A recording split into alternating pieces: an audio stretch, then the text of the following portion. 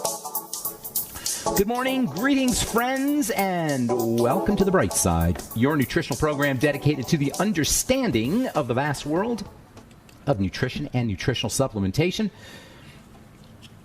I am Pharmacist Ben, registered pharmacist number 12275, nutritional pharmacist from Boulder, Colorado.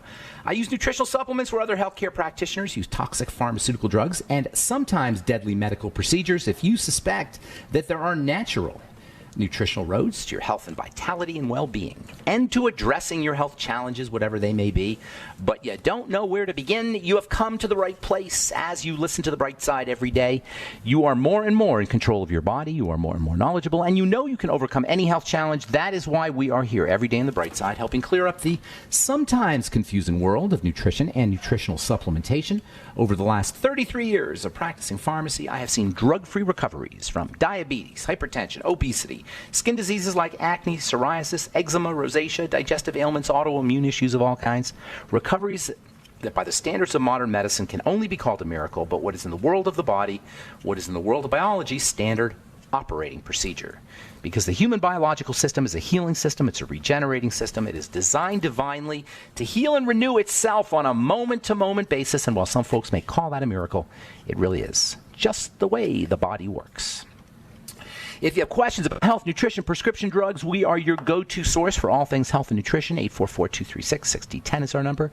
If you want to wean yourself off your meds and get on a good nutritional supplement program, or have questions about the longevity supplements or our Truth Skin Health supplements or ingredients or formulations, 844-236-6010 is our number. If you want to purchase longevity products, call 866-735-2470. And if you want to sign up to join the Brightside Ben team, call 866-735-2470 for a one-time $30 fee. You can be in business for yourself, help spread the word about the importance and power of a good nutritional supplement program, and literally change lives at the most fundamental level there is, which is the level of good health. You can also sign up to join the Brightside Ben team off our websites, brightsideben.com, pharmacistben.com, or criticalhealthnews.com. And we've got lots of specials running at truthtreatments.com. If you've ever wanted to dip your toe in the water and check out our Truth Treatments, got lots of great specials and opportunities for you to do just that.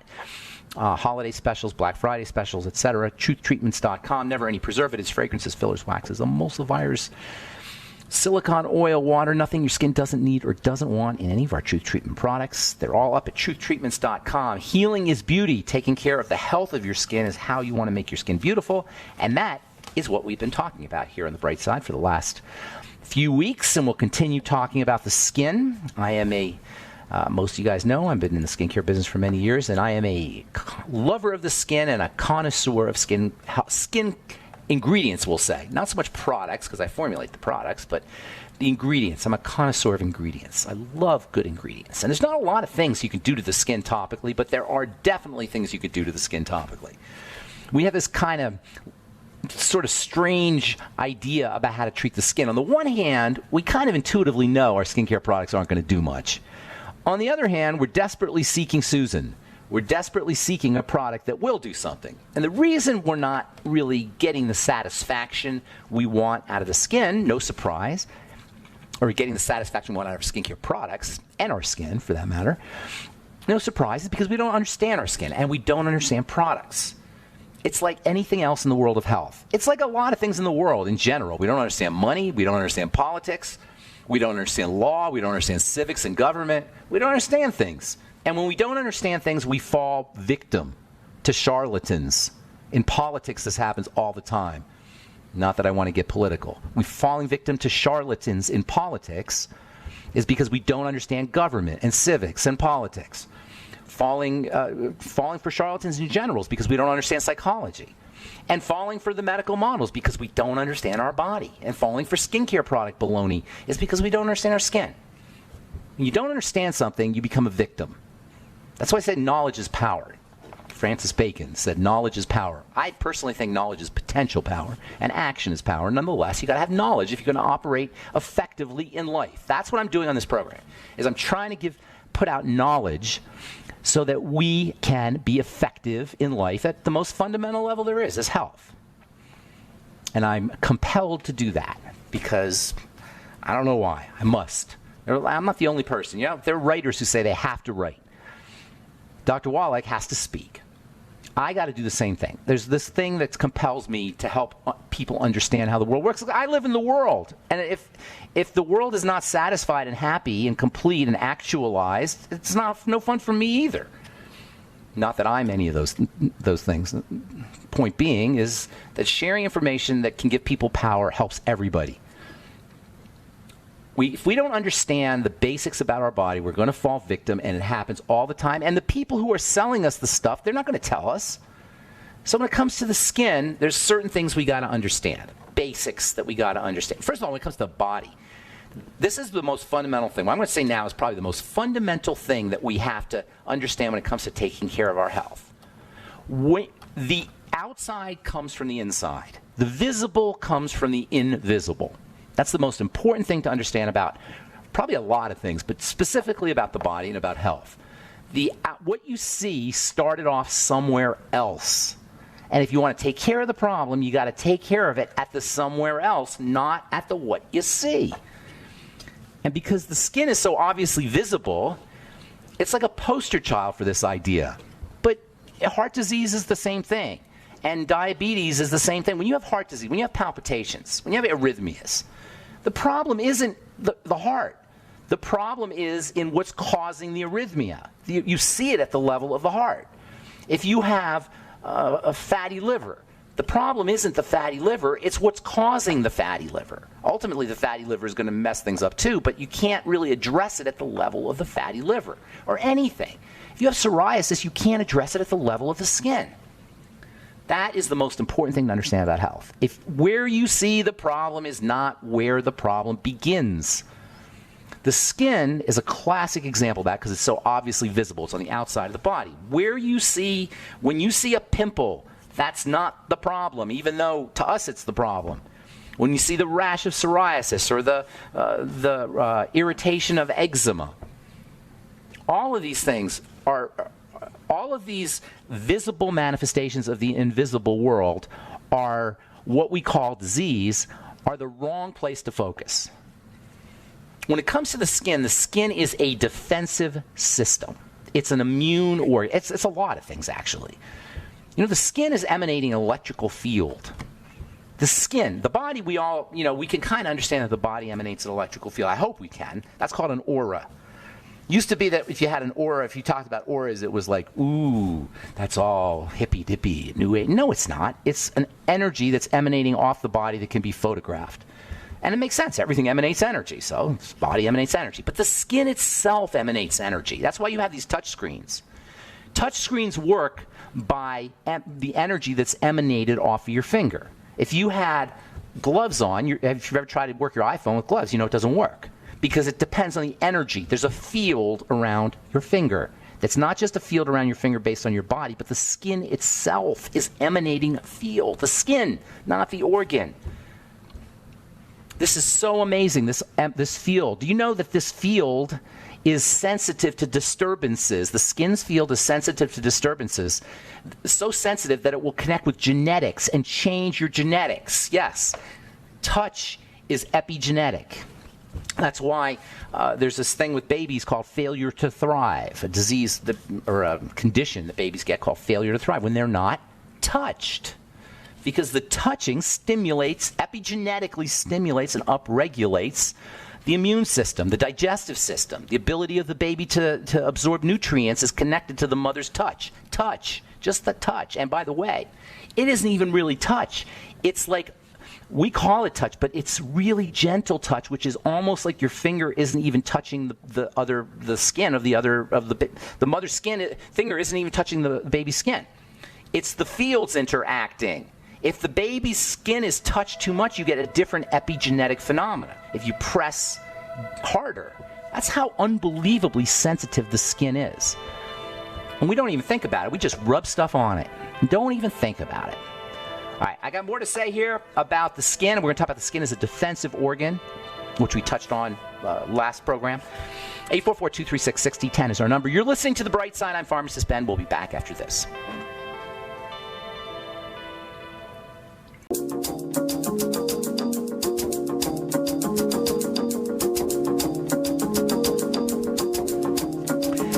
we're back on the bright side. Pharmacist Ben here, 844-236-6010 is our number, 844-236-6010. If you have questions about skin health, skincare products, anything you read about or heard about, formulations, ingredients, comments, or success stories, 844-236-6010 is our number today and every day on the bright side. 866-735-2470 is the number for the Brightside Ben phone team. If you want to help spread the word about the power and importance of the Good Nutritional Supplement Program, if you fancy yourself a health coach, if you ever want to be a nutrition coach, we teach you how to be a nutrition coach. You say, oh, well, I can't diagnose. Doesn't matter. You don't have to be a doctor. You don't have to be diagnosed. You're going to be a nutrition coach. And it's very, very simple. If you've been listening to this program for any length of time, you know it's really simple. Simple. It's sometimes it's so simple, I feel like it's too simple. It sounds really silly. Just work on the digestive system. How's that for simple? Work on your gut. Do a food diary and fast. Fast and do a food diary. And elimination diet. Fast food diary, elimination diet. Boom, boom, boom. That's what I say that every time. Right? Because the digestive system is the point of entrance of the outside into the inside. It makes perfect sense. If you think about it logically, the outside world meets the inside world at the level of the digestive system. We've been talking about the skin as a defensive organ. The skin is an immune organ. We've been talking about inflammation as being involved with all chronic health challenges. Inflammation is immunity. Immunity is defense. Defense is protection. This is logic. This is not medicine. This is logic. This is not fancy schmancy biochemistry and, something you have to really understand, sophisticated concepts in physics and chemistry, although you can, and it definitely makes it easier. And when you do understand physics and chemistry and sophisticated comments, everything I'm saying makes perfect sense. It's completely logical. The body is a defensive system, and the body has a defensive system. Disease is a manifestation of that defensive system.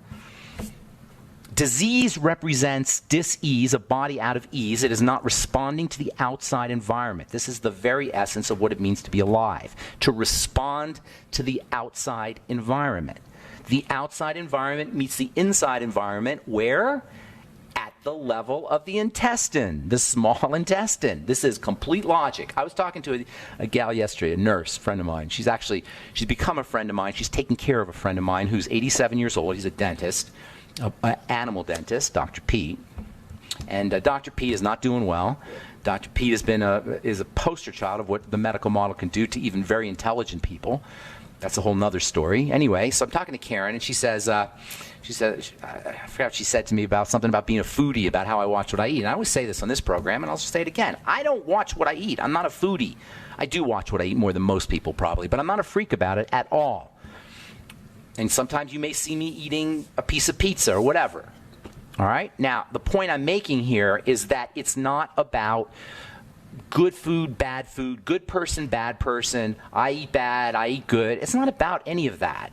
It's about if you're sick, if you have a chronic disease, which means 1 out of 4 people or 1 out of 5 people, which is a lot of people, millions of people have a chronic disease, millions of people have multiple chronic diseases. And by chronic, I mean something that's just not getting better. The outside world meeting the inside world at the level of the intestine represents a major leverage point, a major power point. This is about leverage, about where you can work to heal your body. It's not about being a good person or a bad person. It's about if you have arthritis or hypertension or diabetes, I get a kick out of these things. Oh, we can't say you cure diabetes, but we can help you with your diabetes. We guarantee we take this supplement, we'll help you. Well, of course.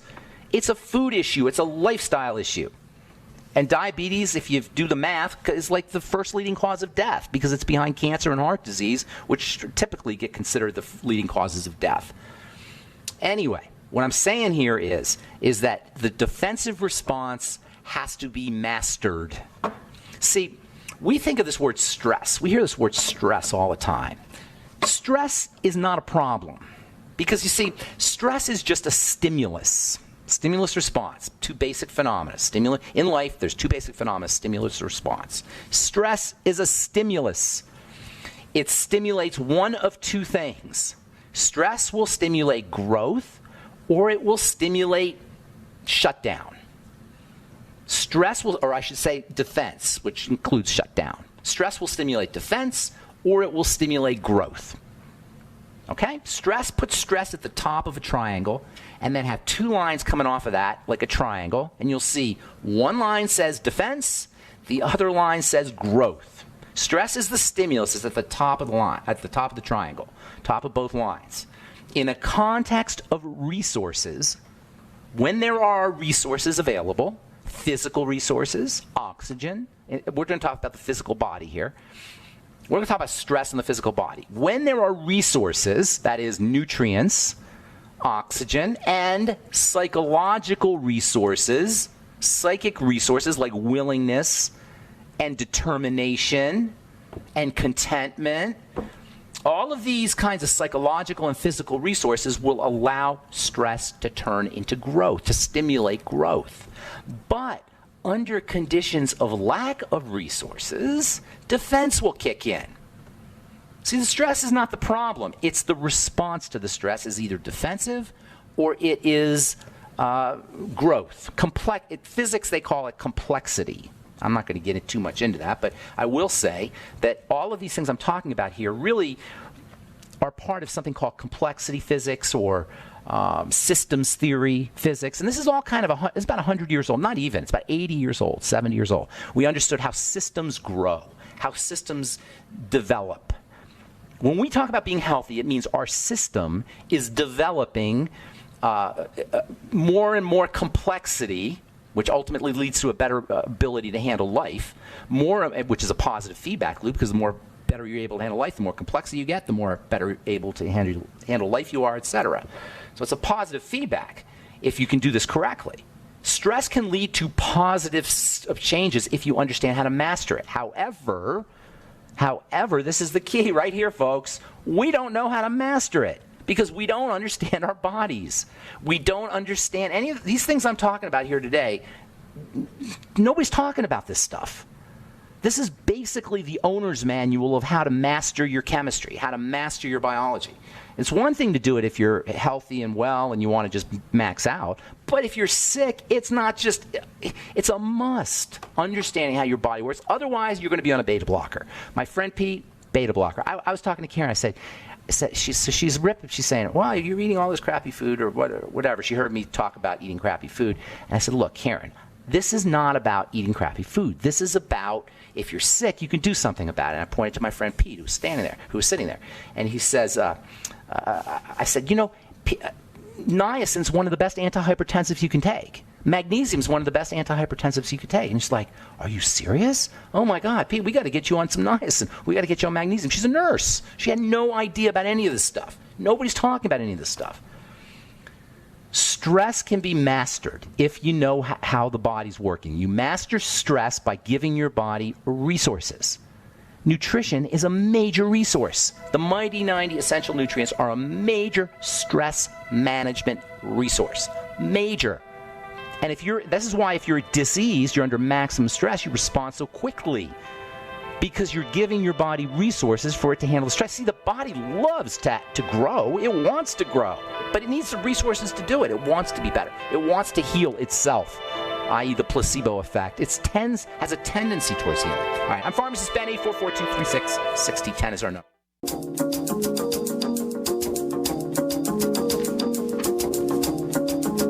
We're back on the bright side. Got lines open. 844-236-6010 is our number. Excuse me, 844-236-6010. Call 866-735-2470 for longevity products and head to truthtreatments.com for all our Truth Treatment products. We've got lots of specials running. If you've ever wanted to experiment, if you've heard us talking about Truth Treatments now and you think that preservative-free and filler-free and high amounts of actives and healing is beauty, healing products or beauty products that you can use for healing sounds good. Wouldn't you rather use a product on your skin that will be used like medicine? You just need 1 drop or 2 drops. Wouldn't you rather put smaller amounts of stuff on your skin? We talked about the skin, how important the skin is as an electrical system. What do you think you're doing when you put wax on there or preservatives on there or chemical sunscreens? Oh my God. I don't want to hear about, you need sunscreens because of skin cancer and because of aging.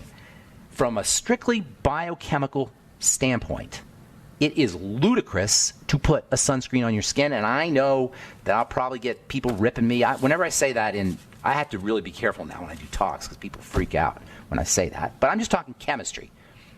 I know you need to protect your skin from the sun, but the best way is internally. If you're going to burn, wear sunscreen. Get it off as soon as you can. Wear sunblock, ideally. Zinc oxide. All right. I'm going to read a couple stories here, and we'll get your phone calls, 844-236-6010 from the Journal of Clinical Investigation. New ALS therapy in clinical trials. What could that be? Do you think it's essential fatty acids? No. Do you think it's working on probiotics, the gut, working on intestinal health, food diaries, elimination diet? No.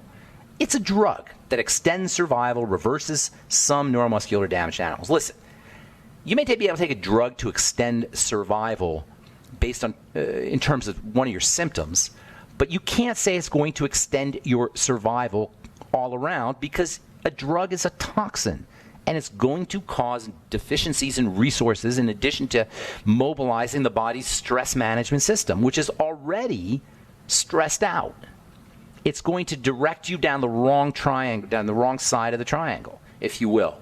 If you take a drug to take care of a health challenge, it's going to pull you down towards the disease leg of the triangle rather than the thrival end of the triangle. If you take our triangle metaphor from earlier today. So anyway, this is a drug that works on a genetic mutation. See, this is what they believe causes ALS. It's this genetic mutation, a gene called SOD1. You hear all about these genes now. And then you notice that the genes are different when somebody has a disease, and they assume that it's the different gene that's causing the problem when they don't realize that the problem is causing the different gene. The genes are epigenetically modified. They're changed by the environment that the cell is sitting in. When a cell is sitting in poison and toxin and lack of resources, etc., it switches on. It switches genetics. The genetics change based on the environment. This is so important in this world that we live in, where we're obsessed with modifying genetics, present company excluded. We got to understand that we modify the genetics through our lifestyle. This is a drug that's going to supposedly changes this modification. I don't know how the heck it works. It changes the modification. It turns the gene back on or turns the gene back on. Mice were given an anti-SOD1 oligo, that's a peptide, an anti-SOD1 peptide, and they lived 22% longer. That's not what we're talking about here. We don't want to live 22% longer. We want to get rid of the pain and have movement in our body. If you understand the nature of disease as an inflammatory, i.e. immune, i.e. defensive, i.e. protective, you have the answer to the problem. And it's not a drug, an anti-SOD1 oligopeptide. All right, from clinicaltrials.gov, vagus nerve stimulation for treating adults with fibromyalgia, with severe fibromyalgia.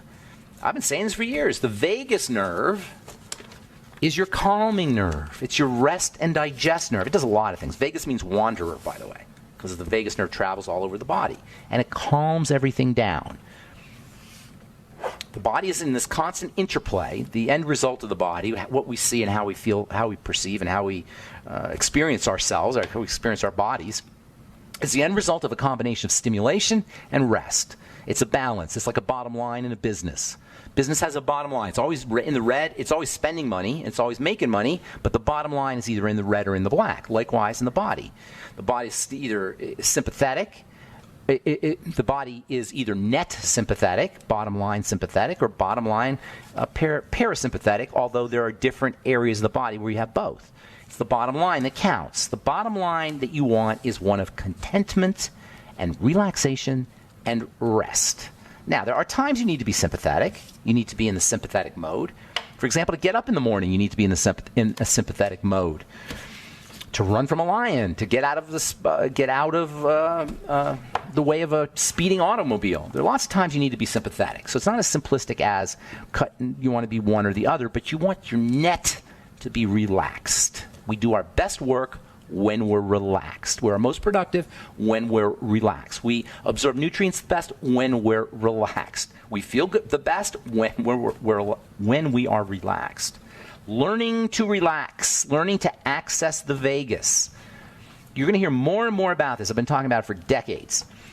And you're now starting to hear something called polyvagal theory. which basically is the same idea. This idea that we are in post-traumatic stress, most of us, from being born, basically, but let alone the horrific childhoods, from an emotional standpoint, even if you had a good childhood, from an emotional standpoint, it's built in, fear is built in. We're hardwired. In fact, we're basically inherited it in a way because we're the survivors of ancestors. We're the descendants of ancestors who made it, who survived by being by at least having a little bit of fear, so they could get out of the way of a lion or tiger. So it's kind of hardwired into us. Nonetheless, learning to access the vagus, learning to activate the parasympathetic nervous system, number one best strategy is SDR breathing. Nothing beats it. It'll happen quickly with SDR breathing, as can be witnessed with a blood pressure cuff. Anything that lowers your blood pressure with a blood pressure cuff can be thought of as a marker for the activation of the parasympathetic nervous system, of the vagus. And you can play with it. Get a blood pressure cuff for $50 or $60, a deluxe one for $100 off Amazon. Easy to use, super easy. You can use it as a monitor to monitor how well how dominant your parasympathetic nervous system is. Now, you don't want your blood pressure to drop too much, obviously, but if you notice that your blood pressure is high, most people, and there's no real high or low, but if you're like most people, you're going to be around 120-ish, 120 over 80, 130. If you're up 140s, something like a 90, 100, you're starting to get up there. I don't really know what the effective measurement is. I know what they tell you it is, but I don't know where you have to be. Everybody's probably different. But just notice that when you practice your SDR breathing for 5 minutes, it will drop. When you sit in or lay down or get into a warm bath or even a warm shower, it will drop. When you sit in a hot tub, it will drop. There are certain things you could do to drop your blood pressure. This is your monitor, your marker that will tell you that you've activated the parasympathetic nervous system and you're on the road to healing. If you're sick, it is an indicator that you're on the road to healing, that you're activating the body's built-in healing system. And that is what's key. It's built in. It's a built-in healing system. We just need to access it. All right, we'll get your calls next segment. 844-236-6010 is our number. You're listening to The Bright Side. We'll be back right after this.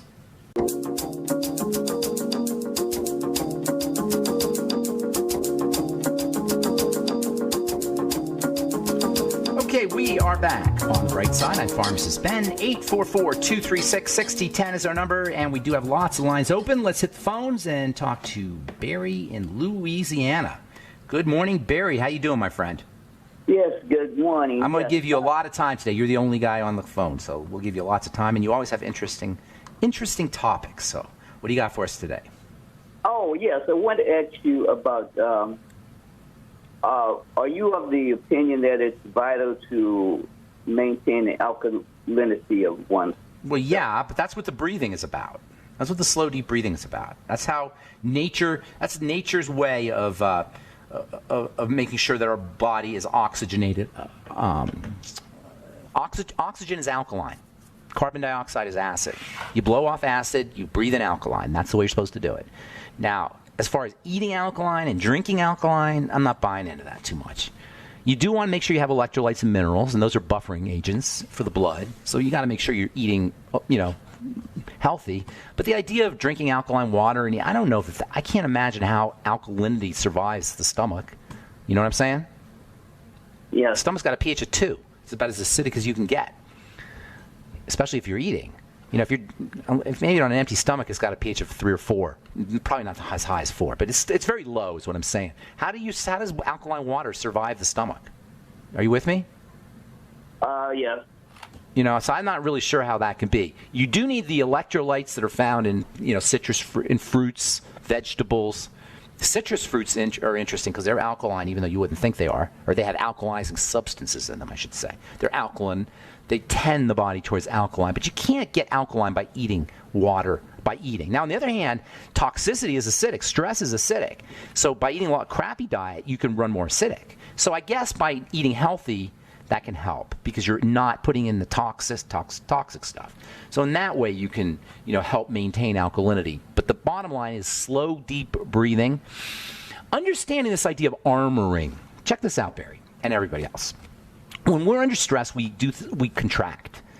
When we're born, we're very soft and malleable. But over time, we become more and more micro-contracted. By the time you're 80 years old, you've got all these micro-contractions keeping you from moving, keeping you from healing, keeping you from touching your toes, keeping you from being able to get out of bed without pain, or get out of a seated position or a laying down position, or even getting into a laying down position on the floor. All of these are the end results of micro-contractions. These micro-contractions, they've been called armoring, A-R-M-O-R-I-N-G, physical armoring. That's what Dr. Wilhelm Reich called him, a very fascinating, brilliant therapist, healing man who died in prison. It's a whole other story. Anyway, he talked about body armoring. Another guy named Dr. Alexander Lowen. He's got a bunch of good books. They're a little bit technical, but they're really good. And they explain this concept very well. Dr. Alexander Lowen, L-O-W-E-N. Books with titles like Fear of Living, or Fear of Joy, or just Joy and Fear. He talks about the idea that when we're under stress, we micro-contract. It starts at a very young age. As we age, as the years and the decades go by, we become more and more micro-contracted. These micro-contracted areas represent pockets of what is called hypoxia, pockets of lack of oxygen.